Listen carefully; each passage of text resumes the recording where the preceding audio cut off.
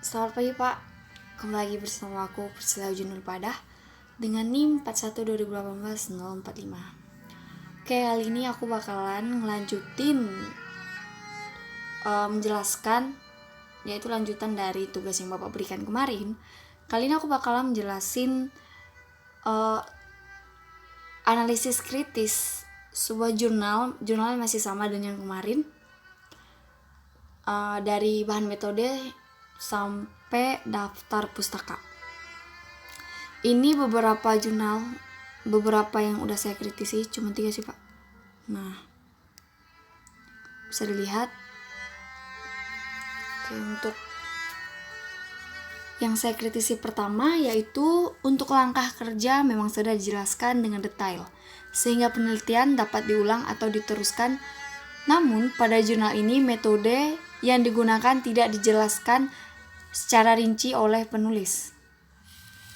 Kemudian untuk yang kedua, metode pada jurnal ini menggunakan uji Mann-Whitney. Hanya tertulis menggunakan uji tersebut dan penulis tidak memberikan alasan maupun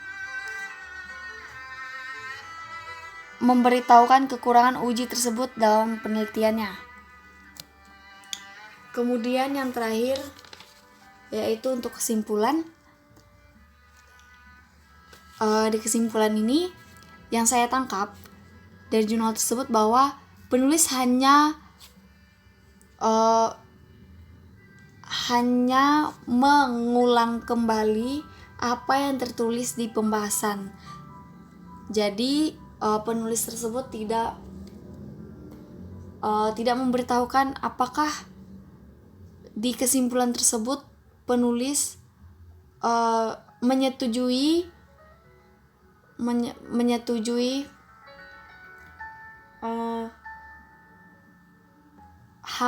HO atau H1 yang telah ditentukan oleh penulis sang peneliti tersebut. Nah, karena di jurnal ini hanya segini yang saya dapatkan dan udah saya kritisi Pak, namun saya ingin memberikan beberapa yang kurang dari jurnal tersebut yang peneliti tidak tuliskan di jurnalnya. Nah, pada jurnalnya ini untuk bahan dan metode tadi, bahan yang digunakan yaitu air laut sebagai aktivitas fotosintesis di daerah non-budidaya dan budidaya rumput laut. Kemudian saya akan mengkritisi sedikit untuk bagian penarikan sampel. Menurut saya sendiri ini non-probability sampling karena populasinya tidak diketahui. Dan alasan saya bilang ini juga karena sampel yang diambil hanya 2 titik. Hanya satu di titik budidaya, satunya non budidaya rumput laut Pak. Mungkin kalau saya salah Bapak bisa mengkomentari di kolom komentar nanti. Kemudian untuk sampel yang dilakukan yaitu secara acak. Kenapa saya bilang secara acak? Karena ini dilakukan hingga beberapa kali pengulangan. Kita bisa kembali lagi dari sana. Di sini bisa dikatakan oleh penulis bahwa total pengambilan sampel adalah sebanyak 9 kali atau pada setiap pengambilan sampel dilakukan pengulangan sebanyak 3 kali. Oke. Untuk ukuran sampelnya sendiri menurut aku yaitu tidak ada keterwakilan karena sampel air laut hanya diambil di beberapa titik saja, yaitu 1 titik di non budidaya dan 1 titiknya di budidaya rumput laut.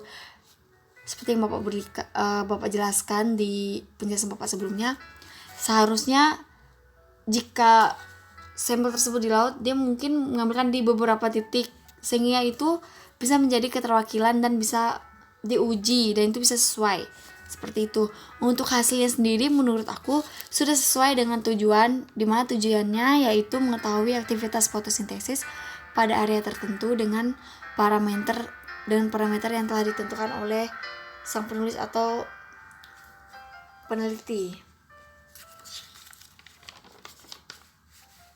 Untuk hasil yang diperoleh menurut aku Pak, sudah masuk akal dan sesuai dengan parameter yang ditentukan oleh peneliti. Dan untuk data yang diperoleh juga sudah jelas seperti grafik dan tabel gitu, sudah jelas dapat dilihat seperti itu. Mungkin aku bakalan mengkritisi sedikit di pembahasan. Di pembahasan itu memang sudah sesuai dengan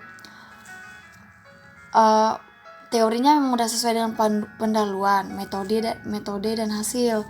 Itu udah sesuai, nggak melenceng gitu Pak. Namun kurangnya penulis ini tidak menyertakan saran dan kritik dari sebuah pembahasannya itu. Nah, penulis juga tidak memberitahukan apa sih kekurangan dari uji yang digunakan oleh sang peneliti. Nah, aku juga mengkritisi sedikit Pak.